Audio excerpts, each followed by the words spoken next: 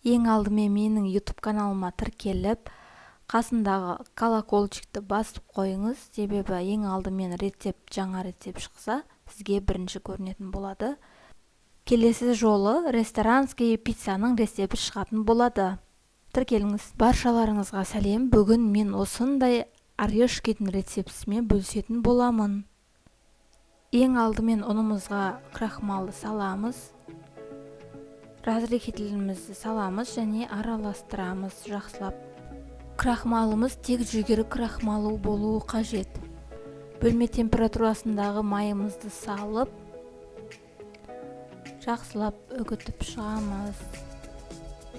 Араластырып.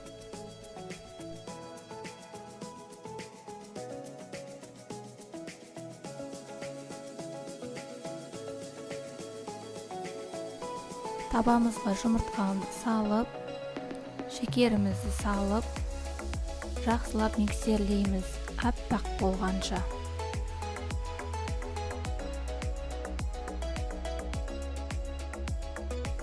Миксерленген жұмыртқамызды осылай салып, жақсылап араластырамыз.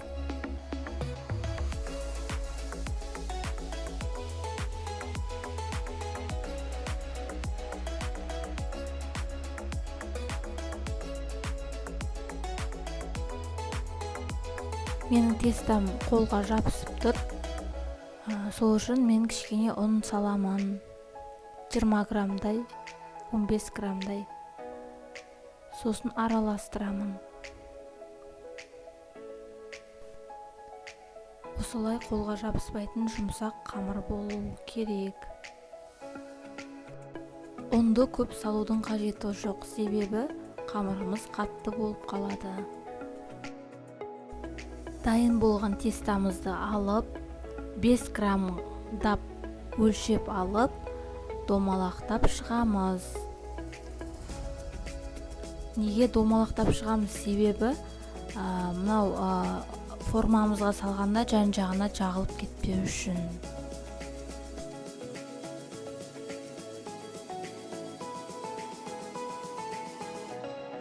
Мен осы Polaris деген фирманың орешки насадкасын қолданамын.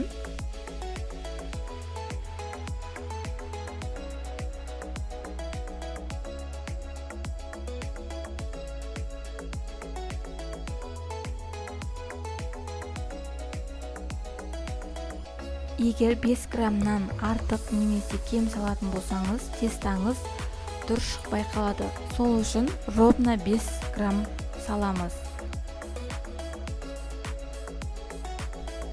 Тестамызды салған соң, осылайынан жауып, қайта-қайта аша бермейміз. Арасы 4-5 минутта піседі.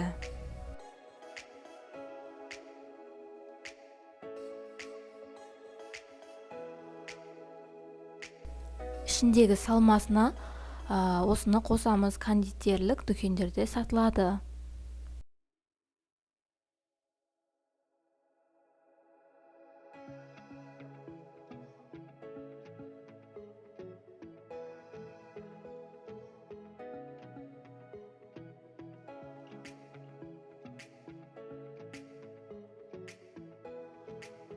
Арасына осылай жаңғақ салуға болады.